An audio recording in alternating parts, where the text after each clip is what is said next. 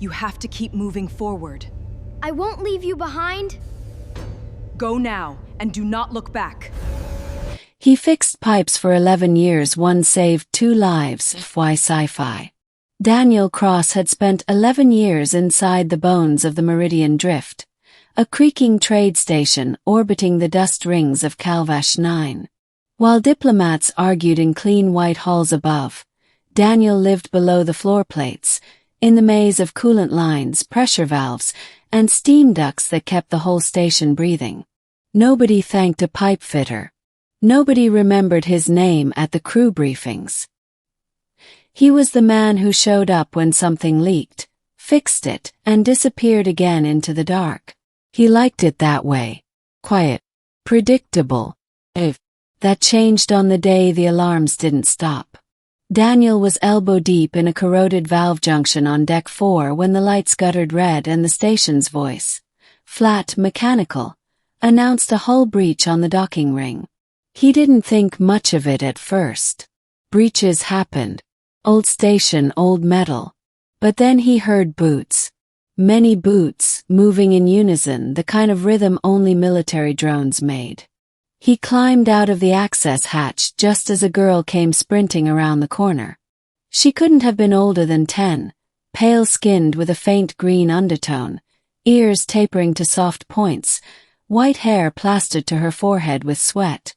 A thin olive cloak flapped behind her.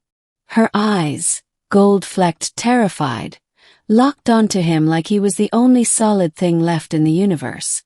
"They're not stopping," she gasped. "They want her." "Who?"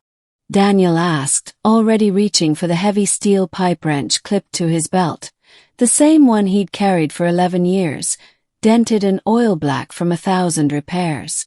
Before she could answer, a second figure stumbled into the corridor. A teenage girl, green-skinned, dark dreadlocked hair threaded with gold beads, wearing the torn blue ceremonial robes of the Vethari trade envoy.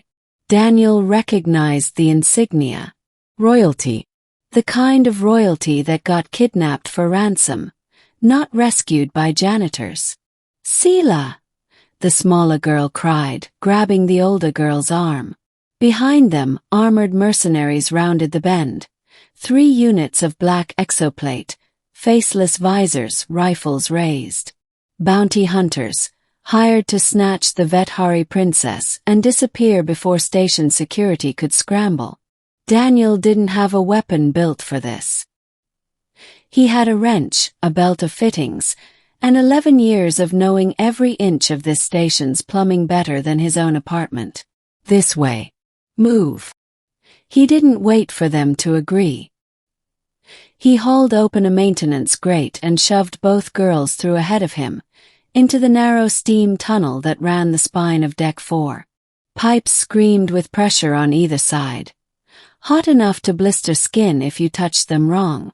That was exactly what Daniel was counting on. He knew the tunnel had a manual bypass valve 40 meters down.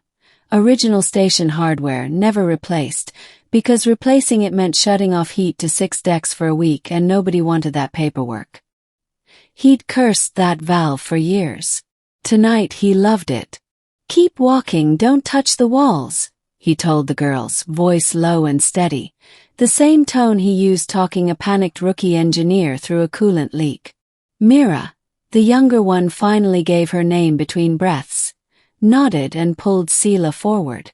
Behind them, the mercenaries forced the grate open. Daniel heard the screech of metal, the heavy thud of boots dropping into the tunnel.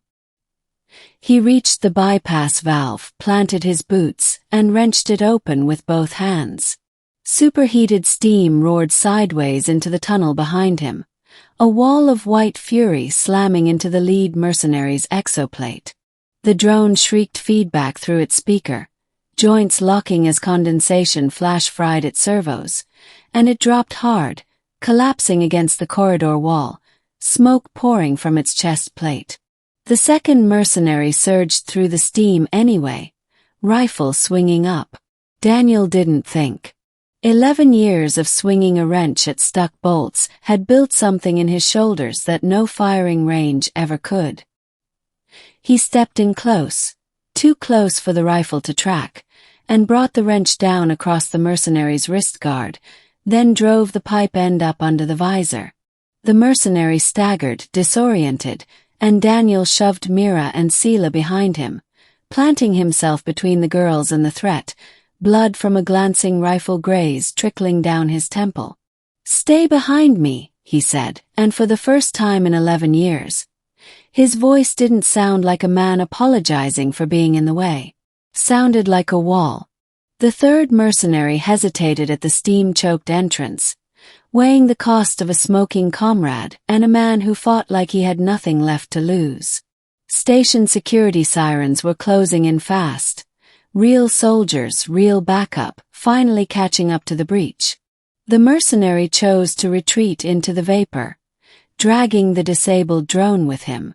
Silence settled, broken only by hissing pipes and 3 ragged sets of breathing. The airlock door at the tunnel's far end ground open. Light spilled in, and with it came a woman unlike anyone Daniel had ever seen. Tall, white-braided hair, skin a pale green-gray, teal markings glowing faintly along her jaw, dressed in layered leather and bronze armor inlaid with teal stones. Her hand flew to her chest the moment she saw her daughter standing, bloodied but alive, behind a stranger holding a pipe wrench like a sword. "Sela." The queen's voice cracked on the single word. "Mother." Sela broke from behind Daniel and ran into her arms. The Vethari queen looked at Daniel over her daughter's shoulder, at the grease on his hands, the blood on his face, the dented wrench still gripped tight, and said nothing for a long moment. Then she bowed her head, the kind of bow reserved for warriors, not maintenance crew. "You saved both of them," she said. "My daughter, and this child who is not even mine, but who I will now call family." Mira, still pressed against Daniel's side, looked up at him with something he hadn't seen aimed at him in 11 years. Not annoyance, not indifference, but trust. Daniel Cross, pipe fitter, Deck 4, 11 years of quiet, unseen work. Finally understood why he'd never left this station for a better job, better pay, better recognition elsewhere. He hadn't been waiting for a promotion. He'd been exactly where he needed to be. The station rebuilt its breached docking ring within the week. Daniel went back to fixing valves, same as always. Except now, 2 girls from very different worlds stopped by his workshop every evening, just to talk, just to be near the man who'd once turned a busted steam pipe into the reason they were both still breathing.